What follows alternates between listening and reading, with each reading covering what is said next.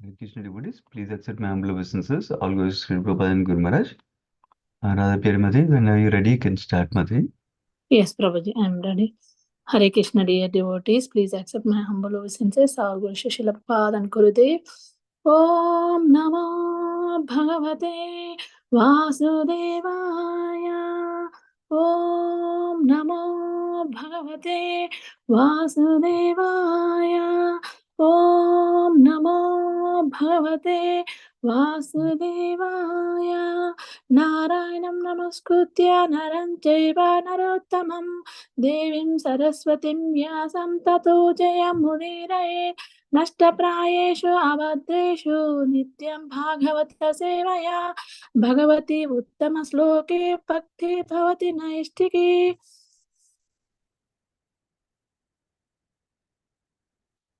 Today we are reading Srimad Bhagavatam, Canto 5, Chapter 5, Lord Rishabhadev's teachings to his sons. Text 14.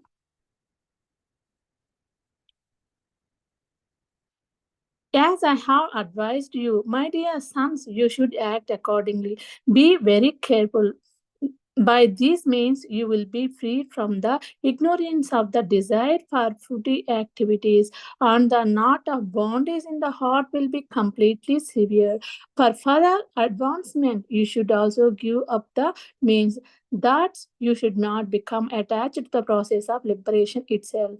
Text 15. If one is serious about going back home, back to Godhead, he must consider the mercy of Supreme Personality of Godhead, the summum bonum and chief aim of life. If he is a father instructing his sons, a spiritual master instructing his disciples, or a king instructing his citizens, he must instruct them as they have advised. Without being angry, he should continue giving instruction, even if his disciples, son or citizen, is sometimes unable to follow his orders. Ignorant people who engage in pious and impious activity should be engaged in devotional service by all means. They should always avoid fruity activities. If one puts into the bondage of karmic activities his disciple, son, or citizen who is bereft of transcendental vision, he will one profit. It is like leading a blind man to a dark well and causing him to a fall. In text 16, due to ignorance, the materialistic person does not know anything about his real self-interest. The obvious path in life. He is simply born to material enjoyment by lusty desires, and all his plans are made for this purpose, for temporary sense gratification, such as person creates a society of envy and duty. This mentality he plunges into the ocean of suffering. Such a foolish person does not even know about this. Text 17. If someone is ignorant and addicted to the path of samsara, how can one who is actually learned mercifully and advance in spiritual knowledge engage him in fruity activities and thus further entangle him in material existence? If a blind man is walking down the wrong path, how can a gentleman allow him to continue on his way to danger? How can he approve his method? No wise or kind man can allow this.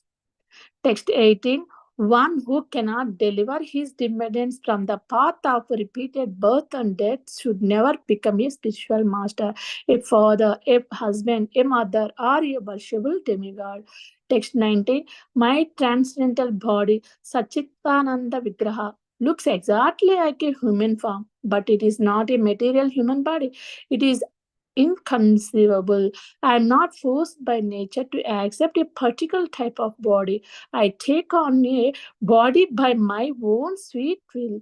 My heart is also spiritual, and I always think of the welfare of my devotees. Therefore, within my heart can be found the process of devotional service, which is meant for the devotees. Far from my heart have I abandoned irreligion and non-devotional activities. They don't appeal to me. Due to all these transcendental qualities, people generally pray to me as Rishabhadeva, the Supreme Personality of Godhead, the best of all living entities. Text 20. My dear boys, you're all born of my heart, which is the seat of all spiritual qualities. Therefore, you should not be like a materialistic and envious man. You should accept your elder brother Bharata, who is exalted in devotional service. If you engage yourselves in Bharata's service, your service to him will include my service, and you will rule the citizens automatically. Text 21 to 22. Of the two energies manifest, spirit and dull matter, being possessing living force, vegetable, grass, trees, and plants are superior to dull matter, stone, earth, etc. Superior to non-moving plants and vegetables are worms and snakes, which can move. Superior to worms and snakes are animals that have developed intelligence. Superior to animals are human beings, and superior to human beings are ghosts because they have no material bodies. Superior to ghosts are the Gandharvas, and superior to them are the Siddhas. Superior to the Siddhas are the Kinnaras, and superior to them are the Asuras. Superior to the Asuras are the demigods, and of the demigods, Indra. The king of heaven is supreme. Supreme to Indra are the direct son of Lord Brahma. Sons like King Daksha, and supreme among Brahma's sons is Lord Shiva. Since Lord Shiva is the son of Lord Brahma, Brahma is considered superior. But Brahma is also subordinate to me, Supreme Personality of Godhead, because I am inclined to the Brahmanas. The Brahmanas are the best of all. Text 23. O respectable Brahmanas, as far as I am concerned, no one is equal or superior to the Brahmanas in this world. I don't find anyone comparable to them. When people know my motive after performing ritual activities through the Vedic principles, they offer food to me with faith and love through the mouth. Say Brahmana. When food is thus offered unto me, I eat it with full satisfaction.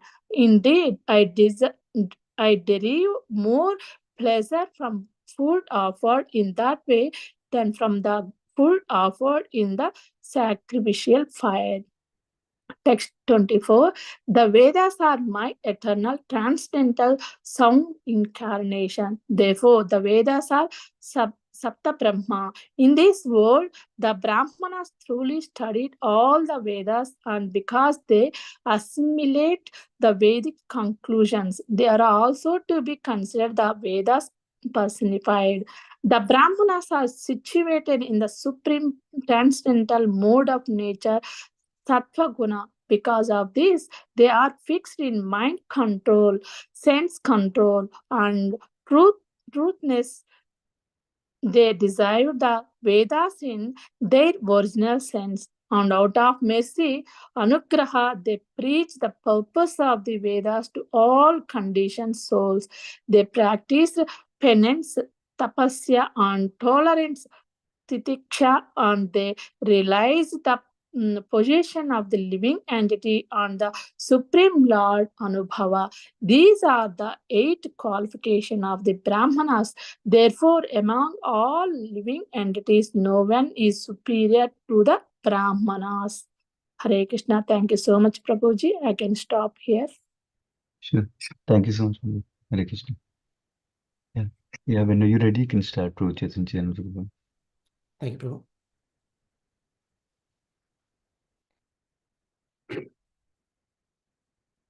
Hare Krishna, dear devotees. Thank you, Sundaram Prabhu, for giving me this opportunity to share something from Srimad Bhagavatam, Canto 5. Thank you, Radha Pyari Mataji, for reading the translations today. I'll start by offering my prayers. Om Akyantimirandasya Gyananjana Shalakaya Chakshurun Militam Yena Tasmai Shri Guruve Namaha. Nama Om Vishnu Padaya Krishna Prishtaya Bhutale Srimate Bhakti Vedanta Swami Iti Namine Namaste Saraswate Deve Gauravani Pracharane Nirvishesh Shunyavadi Paschat Deshatarane Jai Shri Krishna Chaitanya Prabhu Nityananda Shri Advaita Gadadhar Shivas Adi Gaur Bhaktavinda Hare Krishna, Krishna Krishna, Hare Hare, Hare Rama, Rama Rama, Hare Hare. Mukam karoti vachalam panghum langayate girim yatkripatam vande Shri Guruti Taranam. Hare Krishna, dear devotees. We are reading today from Srimad Bhagavatam, Canto 5, chapter 5, that is titled Lord Rishabhadev gives instructions to his sons. So thus far, we are covering the lineage of Swayambhuva Manu, and we are discussing about his second son, that's Priyavrat Maharaj. And as we continue discussion the lineage of Priyavrat Maharaj, we read about his son Maharaj Agnidhar, then his son Maharaj Nabhi, and then now we're reading about Maharaj Nabhi's son, that is Rishabdev, who's an incarnation of the Supreme Personality of Godhead.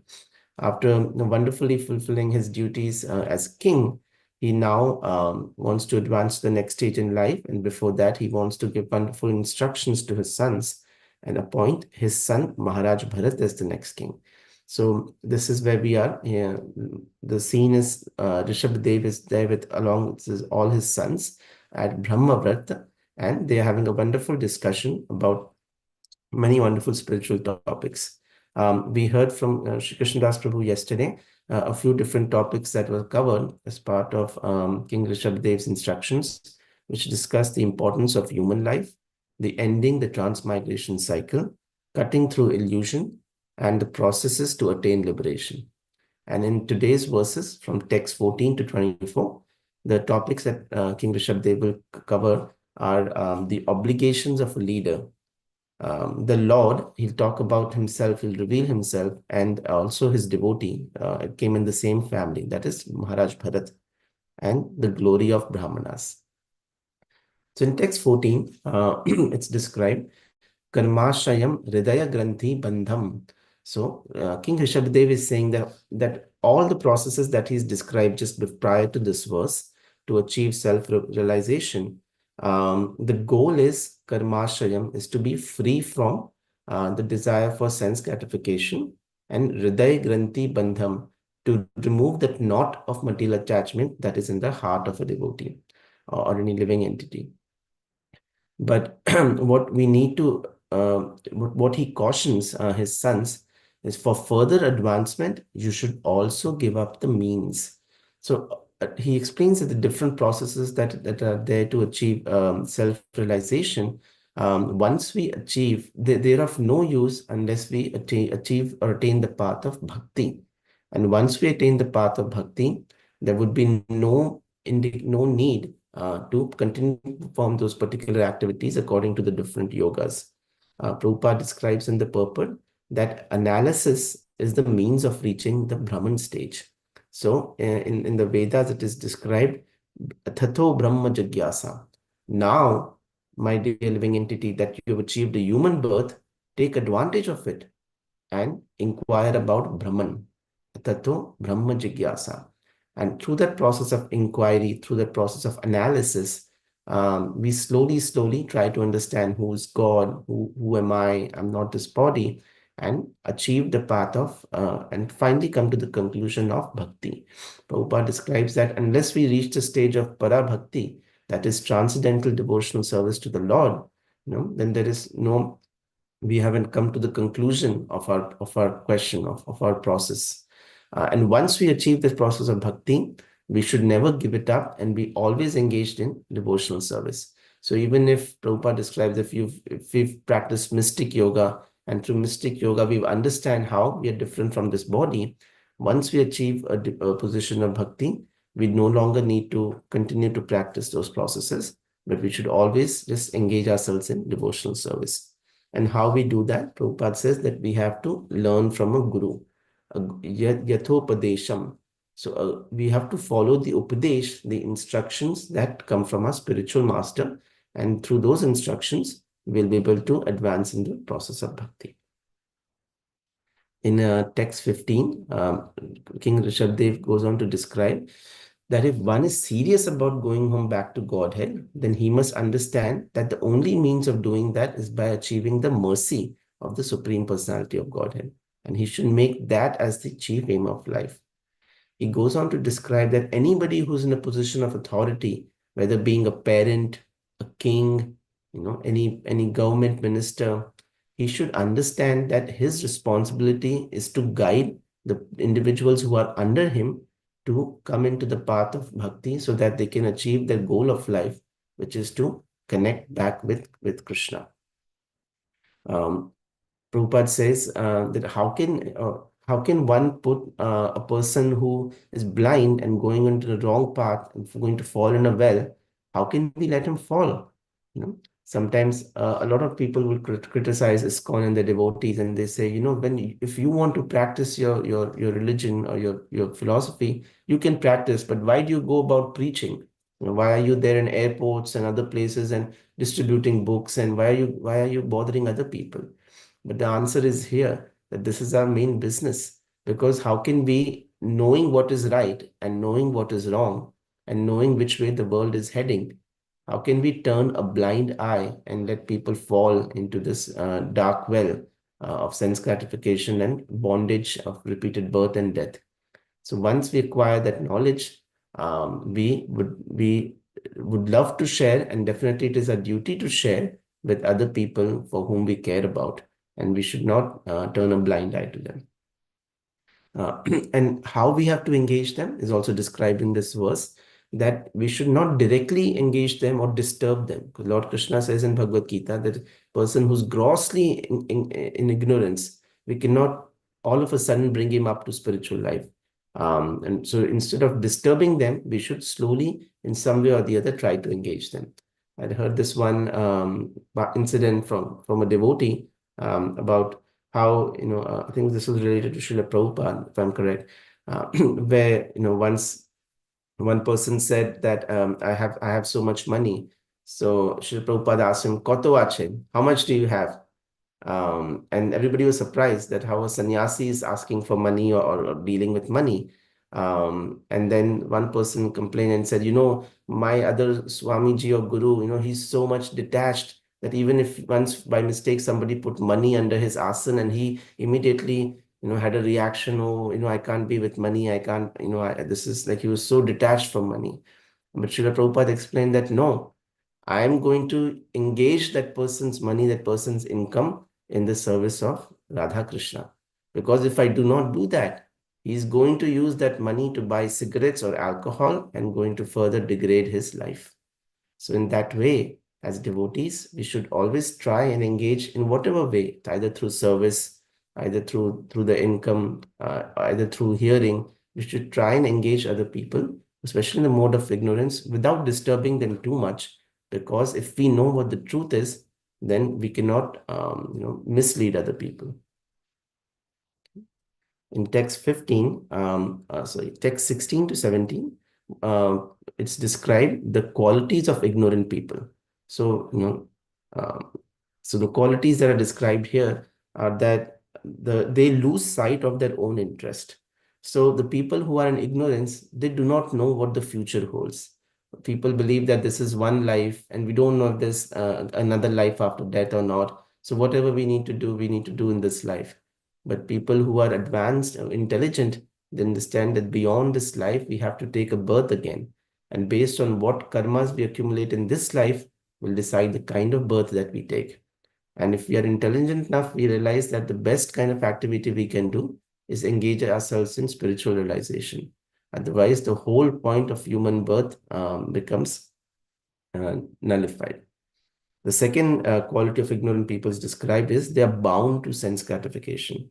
So they are dictated by the leads of their senses. So because they're so much engaged in sense gratification, they're not able to perceive the depths of life. They're not able to answer the deeper questions in life. Who am I? Am I this body or am I the soul? What is my purpose in life? Why am I here? Why are people around me dying? What happens like? But because there's so much engrossed in material enjoyment, they're not able to focus beyond it and go dive deep into philosophy. The other point that is described is for temporary sense gratification, these ignorant people, they create envy in society. I am better than him or she's better than me. So in that way, there's a constant rat race in the material world. This term is used to describe how people compete with each other, and all because they do not realize that there is something beyond our existence. They feel that daily life is all in all, and they want to be supreme in it. They want to be mini Ishwaras. But the problem is, even when we are in a rat race, even if we win the race, we still remain a rat. And that is what people don't understand. That our goal is not to have just this animalistic propensities, but to go beyond it and ask the questions of who am I, who is God, and how we connect to them. Unfortunately, ignorant people are not able to do that. And the last point that's described in this verse is even though they are in this rat race, even though they are suffering because they're trying to run after sense enjoyment, they are miserable, but they don't understand this. They don't understand that they're suffering. You ask anybody, hey, how are you doing? And they'll say, oh, I'm good. Everything's good. But inside they may be suffering from so much misery. But still on the outside, everybody thinks or wants to think, no, I'm good and everything's fine. It is just like Prabhupada also used to describe that's like a slaughterhouse, like goats outside a slaughterhouse. They're eating the grass that is being fed to them to make them fat. And they see that one goat, the person butcher comes and takes one goat and takes him to the slaughterhouse, and he doesn't come out again. And they look at it for a second, the goat looks at it for a second, and then starts eating the grass again after that. Doesn't realize that what is happening, what happened to the goat, why did he not come out again? And what happened to him is going to happen to me as well.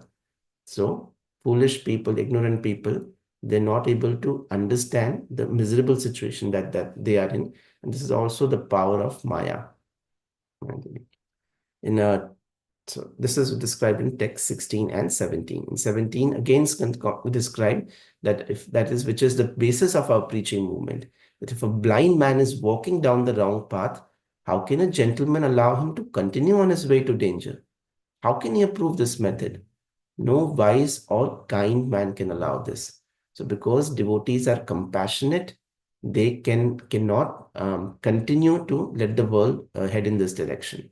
And it was because of this immense compassion that Srila Prabhupada, although he was situated in a perfect position, we think that one day, when we have achieved that the advancement in bhakti, that we will be able to give up material life and only focus on remembering the pastimes of Lord Krishna. And that we consider as the goal of life. And in order to, in that way, we will achieve Krishna Prem.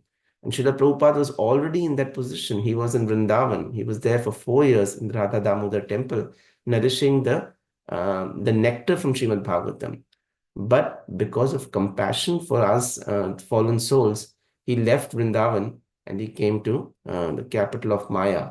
He came to America and New York, and there he established ISKCON, just so that people like us who are blind and we do not know which way to go, we would get some guidance and take his shelter. And that is why Prabhupada says this compassion is one of the things which is the basis of our preaching movement. In text 18 is described. Now, this is a very important verse, and this verse is often quoted a lot. You will see in Srila Prabhupada's lectures. And I'd recommend everybody, if they have time, to read this text 18 and the purport to this verse today. So it says that one who cannot deliver his dependents from the path of repeated birth and death should never become a spiritual master, a father, a husband, a mother, or a worshipable demigod. The Prabhupada describes that whenever we take a position of authority, whenever we have somebody who's dependent on us, for a king, it's the praja, it's the people in the kingdom. For a parent, it's their children who are dependent on them. For a teacher, it's their students. For the government, it's again the people who serve them and look to them for direction. So anybody who has dependence under himself, first of all, Prabhupada says, he should realize about the aim of life. He should realize who God is. Prabhupada quotes from Bhagavad Gita Janma karma chame divyam evam yo veti tatvatah tattvadeva punarjanma neti mam eti. So Arjuna, that one has to understand this tattva, that of Lord Krishna's appearance, Supreme Personality of Godhead. His activities are not ordinary.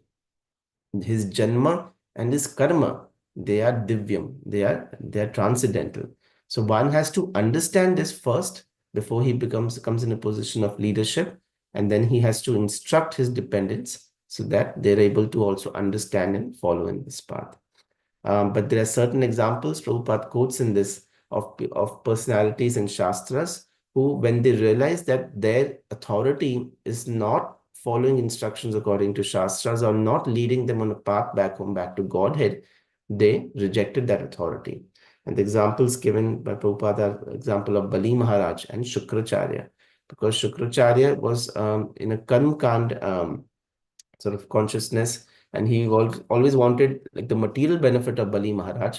But Bali Maharaj immediately corrected him. He said, no, if we know the pastime of Vaman Dev, that if this is Lord Vishnu who's in front of me, and he's asking me to surrender everything, which should be the goal of life, then why should I hesitate in not giving up everything for him? In another example, Prabhupada quotes Vibhishan, that Vibhishan rejected the authority of his brother, Ravan, knowing that what he is doing is going against the Supreme Personality of Godhead, Sri Ram. Then there's also example of Bharat. From Ramayana, we see Bharat disregards the authority of his mother Kaikeyi, who wanted him to be king. And Bharat said, how can I be king when my worshipable Supreme Personality of Lord Sri Ram, he is the ideal person to be king. So he also rejects authority. Then the description of Prahlad Maharaj, how he rejects authority of his father Hiranyakashipu, and he actually advises him to give up everything and surrender to Supreme Personality of Godhead. We also hear from Krishna Leela in Srimad Bhagavatam Canto 10 about the Brahman Patnis, who, the Brahmanas rejected giving their offering, sharing food with Krishna and the Gopas. But however, the Brahmana Patnis, knowing that, or at least out of their wonderful, the love and the loving mellow relationship they had, they gave up everything to satisfy Krishna and his friends. So in this way, wonderful examples are given of how when you are in a position of authority, it is your responsibility. And if for any reason we find that somebody in authority is not able to guide us in that way, then we should seek course correction. And we do this not based on whims and fancies, but based on Guru, Sadhu, and Shastra. So if somebody in position of Guru is not leading us properly, we can know it by reading Sadhu, by hearing from other Sadhus, and by reading Shastras. In text 19 is described, now Lord Rishabhadev is actually revealing himself to be the Supreme Personality of Godhead. Srila Prabhupada says, or it's described in this verse, that my body is transcendental. And here Prabhupada explains how clearly it is mentioned that the Supreme Personality of Godhead has a transcendental form, and it is inconceivable. Durvi bhavyam is the word used in the verse. And it is because we are used to seeing everything based on our material calculations and our imperfect senses that we are not able to conceive how Lord can have a body that's different from the gross matter. But factually, like Prabhupada is saying, it is clearly stated in this verse that is so. I take on a body by my own sweet will. My heart is also spiritual, and I'm always thinking of the welfare of my devotees.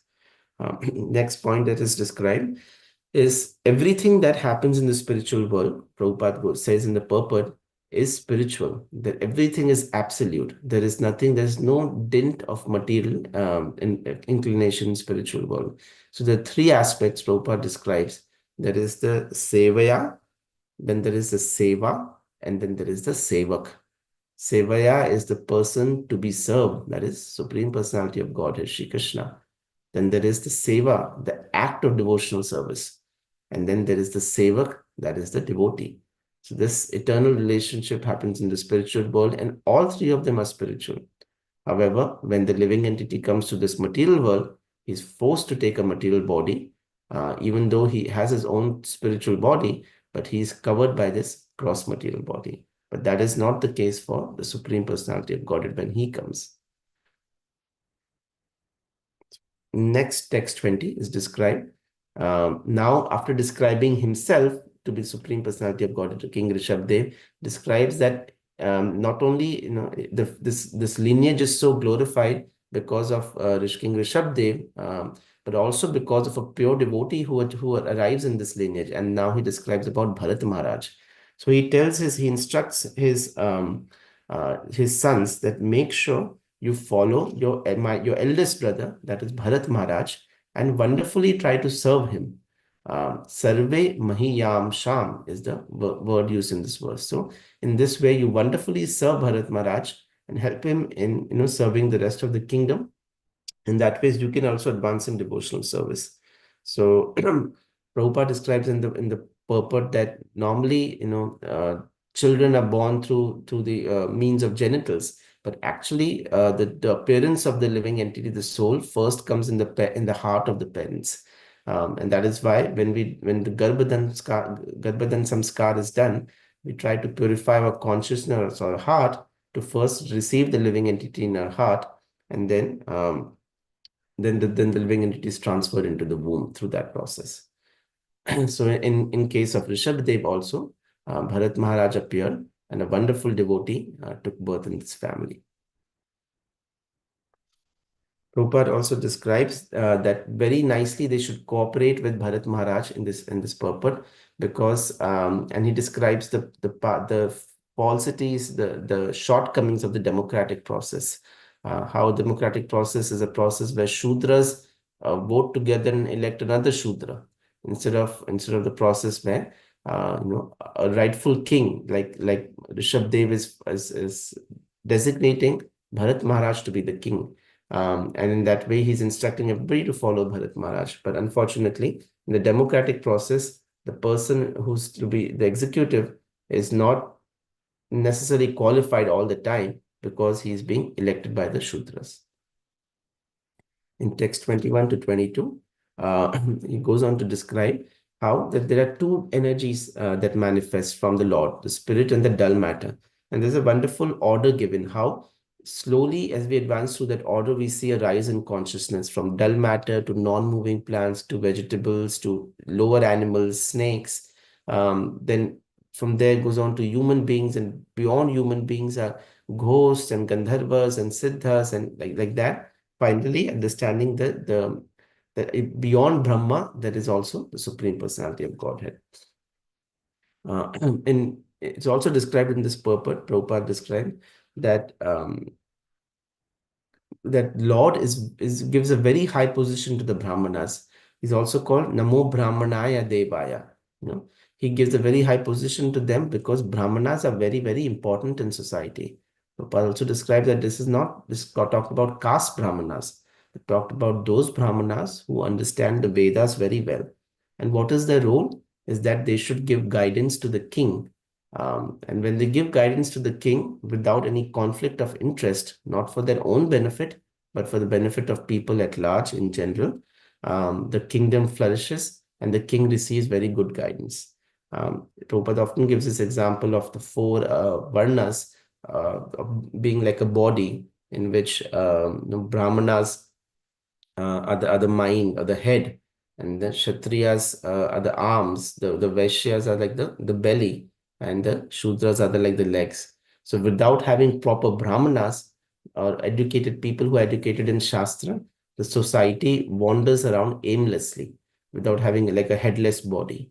So that is why it's very, very important. Maharaj Rishabdev, advises that there should be wonderful Brahmanas for this purpose. In text 23, Rishabdev also describes that I accept offerings to the mouth of the Brahmanas. And that is why we see oftentimes when there is celebrations, in our ISKCON, we often feed the Vaishnavas. We believe feeding the Vaishnavas will directly feed or satisfy Supreme Personality of Godhead. And based on this process, by receiving guidance to the Brahmanas, wonderful sacrifices can be performed And we see several examples of that in Ramayana, how the Brahmanas would be engaged in sacrificial ceremonies for the upliftment of mankind in general. And through that, a lot of ample prosperity would be there in this material world. We move on to the last shloka of the day and text 24. Lord describes that the Vedas are my eternal transcendental sound incarnation, and therefore Vedas are called Shabda Brahma. So the person who is a Brahmana should be knowledgeable in the Vedas, and that is the foremost quality. The other qualities that are mentioned in the purport or in the translation are the Brahmanas should have Sattvam, Sattva Guna. They should be in the mode of goodness. They should have Shama, mind control. They should have Dhamma, sense control. Satya, truthfulness. Anugraha, they should be merciful in preaching. Tapasya, austere. Titikshasva, they should be tolerant. And Anubhava, they should have realized that the position of Jiva and Supreme Personality of Godhead. These are the 8 qualities mentioned. And Prabhupada quotes in Bhagavad Gita 15.15, Vedescha sarver aham eva vedya, that the goal of Vedic knowledge is to understand I am the Supreme. So for a Brahmana to be qualified, apart from having these 8 qualities, he should understand the goal of the Vedas, and then only does he become a true Brahmana. Once upon a time, there was a Chaturvedi Brahmana who came to meet Srila Prabhupada. And he came to meet Srila Prabhupada, and Prabhupada was having a discussion with him, and he was quoting from the Vedas and this and that, and it's going on for 10 minutes, just going in circles. So Prabhupada kind of stopped him after that and said, can you just tell me who is God in your understanding after reading the Vedas? Who is God? And then he started, it's very difficult to describe, and God is this energy, and he's everywhere, and he couldn't give one proper answer. Then Prabhupada called one devotee's child who was playing, said, come here, come here. So he came here, she came here. And he said, do you want a laddu? The child said, yes, I want a laddu. He said, okay. Then Prabhupada kept it behind his self and said, first tell me, who is God? And the child said, Krishna is Supreme Personality of Godhead. Prabhupada said, good job, and gave that laddu to the kid and sent her away. Then he turned to the Chaturvedi Brahman and he said, she is better than you because she understands the ultimate goal of the Shastra, the Vedas, that Krishna is Supreme Personality of Godhead. So that is why in this verse, it is how it's described that we have to understand that if we've read all the Vedas and not come to this conclusion, then our reading is not very fruitful. Yeah.